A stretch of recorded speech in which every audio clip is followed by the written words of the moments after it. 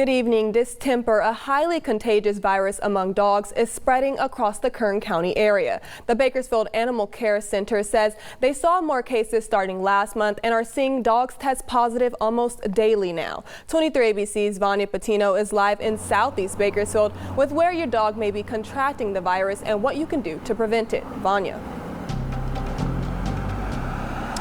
That's right, Brianna. Well, the virus is known to attack the respiratory and neurological systems in dogs and wild animals. It is most common in pups who tend to have a lower immune system, but it is also common in any age dogs who have autoimmune disease or similar health problems.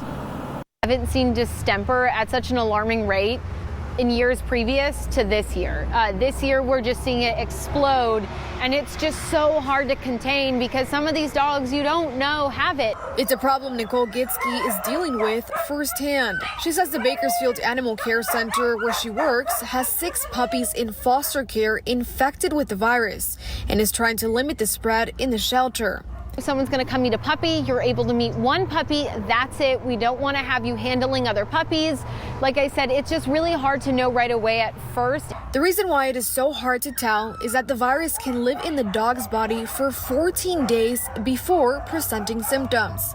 The symptoms come in 2 waves. The first are neurological, like a head tilt, circling, or chatting of the jaw. The secondary symptoms are related to respiratory illness like nasal discharge and eye discharge. It can be contracted domestically, is going to be if you have a coughing dog next door that may have contracted the virus. They can cough through the fence.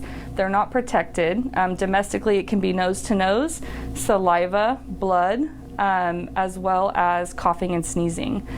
Brooke Mills is the practice manager at Shira CT Pet Hospital and says the virus is also found in wild animals, which makes her believe that is why we are seeing more cases. Only wildfires flush, wildlife into our communities. They're in our lakes, things like that, where we're walking our domestic dogs and they might have had a bone they're chewing on and they pick it up, boom, they're exposed. She adds the best way to prevent your pet from catching this is to be up to date with those vaccinations. For pups, they should start as early as 8 weeks, and older dogs have annual shots they should be getting. Now, there are organizations in our area that offer low-cost vaccinations for those who need it, and they're linked on our website, 2023.com. In Southeast Bakersfield, Vanya Patino, 23 ABC News, connecting you.